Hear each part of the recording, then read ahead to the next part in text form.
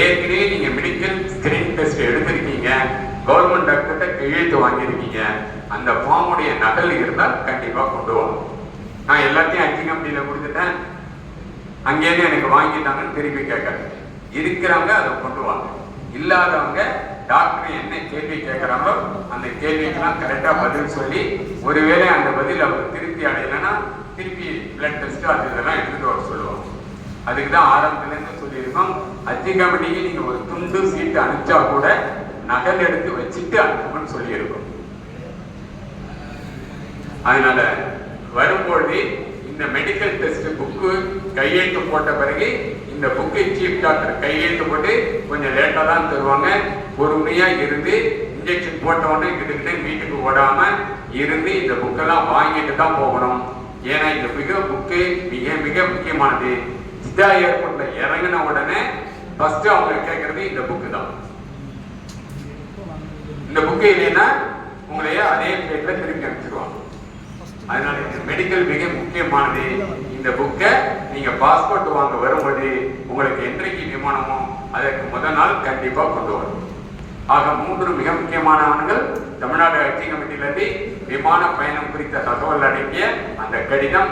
நீங்க எத்தனை தடவை பணம் கட்டினீங்க அத்தனை தடவை பணம் கட்டின ரசீது, அதோடைய ஜெராக்ஸ். 3வது தடுப்பூசி போட்டுக் கொண்டதற்கான என்னது இந்த மெடிக்கல் ஹெல்த் புக். இது 3ம் நீங்க கண்டிப்பா கொண்டு வந்து வருஷத்துல இங்க வந்து உட்காருங்க, டோக்கன் போடுவாங்க. ஐடி கமிட்டி குரூப் எல்லாம் இங்க உட்கார்ந்து இருப்பாங்க. அப்ப இதெல்லாம் வாங்கிட்டு என்ட்ரி பண்ணிட்டு ஒரு கிஃப்ட் டோக்கன் ஒன்று கொடுப்பாங்க. அதுக்கப்புறம் உங்களுடைய பாஸ்போர்ட் உங்க கையில கொடுப்பாங்க. இந்த பாஸ்போர்ட் கொடுக்கும்பொழுது உங்க கையில வேற என்ன கொடுப்பாங்கன்னா, இந்த மாதிரி குரூப்புக்கு ஒரு புக்கு தருவாங்க. இதுல IT committee, central IT committee, Jeddah, Riyadh மற்றும் இந்திய ஐடி மிஷன், இந்திய துணை தூதரகம், நம்மளுடைய எம்பி எம்எல்ஏ எல்லாருடைய அட்ரஸ் இதுல இருக்கும். எல்லாருடைய போன் நம்பர், எல்லாருடைய மெயில் ஐடியோட இன்னொரு புக்கு இருக்கும். இதை கொடுப்பாங்க. இதையும் வாங்கி இது கூட பாஸ்போர்ட் உங்களுக்கு தராங்க. இந்த பாஸ்போர்ட்டையும் வாங்கின பிறகு இந்த மாதிரி ஒரு ஐடி கார்டு தராங்க. இந்த ஐடி கார்டு உங்க நேமு, உங்களுடைய address, blood group, passport number, barcode எல்லாமே இருக்கும். இதையும் கொடுப்பாங்க. இதையும் வாங்கி எகரான் ட்ரெஸ் போட்டோன்னா கழுத்துல மாட்டிக்கணும்.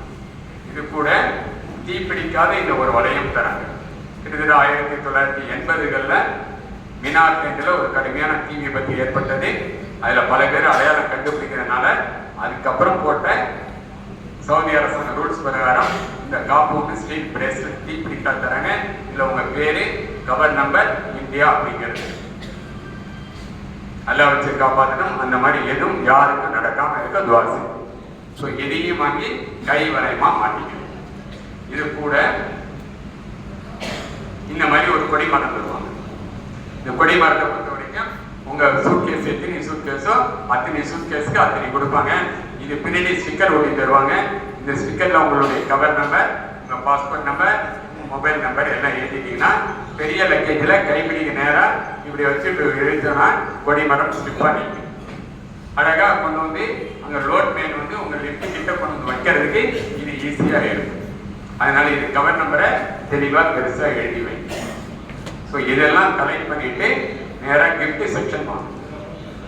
கிஃப்ட் செக்ஷன் வந்த உடனே அங்க உங்களுக்கு தமிழ்நாடு அசிஸ்டன்ட் சொசைட்டி சார்பா சின்ன ஃபோல்டிங் ஷோல்டர் பேக் ஒன்று தராங்க.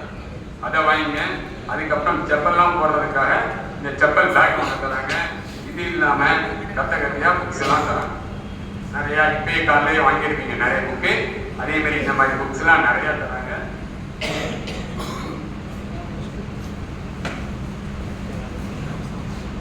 நிறைய இந்த மாதிரி கிதாப்லாம் தராங்க. இது கூட சின்ன ஃபோல்டிங் ஜானி மாஸ் ஒன்று தராங்க. இந்த மாதிரி கவர்ல வச்சு இந்த மாதிரி ஒரு ஜானி மாஸ் ஒன்று தராங்க. இந்த மாதிரி ஸோ இதையும் வாங்கி இது கூட கண்ணாடிலாம் கீழே விழாம இருக்கிறதுக்கு ஒரு சின்ன கையில் தராங்க. இந்த மாதிரி திருப்பி இந்த மாதிரி ஒரு ஜானி மாஸ் கலரா தருவாங்க. இதை நீங்க வாங்கி அந்த சின்ன பேக்ல வச்சுட்டு அரம் ஷரீஃப் உள்ளார போகும்போது செப்பல்லாம் உள்ளாரே போட்டு உள்ளார வச்சுக்கலாம். இந்த மாதிரி செப்பல் பேக்கு, இந்த ஷோல்டர் பேக்ல இதெல்லாம் வச்சுட்டு ஒரு வாட்டர் பாட்டில், 2 பிஸ்கட்டு, இங்கேருந்து நொறுக்கு தண்ணி நிறைய கொண்டு போவீங்க. இதெல்லாம் எடுத்துட்டு போய் அங்க நல்லா கபாப் செய்யலாம், ரெஸ்ட் எடுக்கலாம். ஸோ அதுக்காக தான் அதெல்லாம் கொடுக்கறது. கபாப் சுத்துறது எத்தனை தடவை? 7 தடவை 7 மணி. ஆனால் பெரும்பாலும் இந்த மணியை யாரும் யூஸ் பண்ண மாட்டேங்கிறீங்க. ஏன்னா எல்லாம் போனை ஆன் பண்ணிட்டு வாட்ஸ்அப் இதில் போட்டு வாட்ஸ்அப் கிடைக்குது இல்லையோ ஐஎம் ரெடி பண்ணிட்டு அவங்க கவுண்டிங் சொல்றாங்க. வீட்டில் இருக்கிறவங்க சென்னையில் இருக்கவங்க கவுண்டிங் சொல்ல நீங்க காட்டிட்டே இருக்கீங்க. கூட்டத்தில் போன் கீழே விட்டுருது.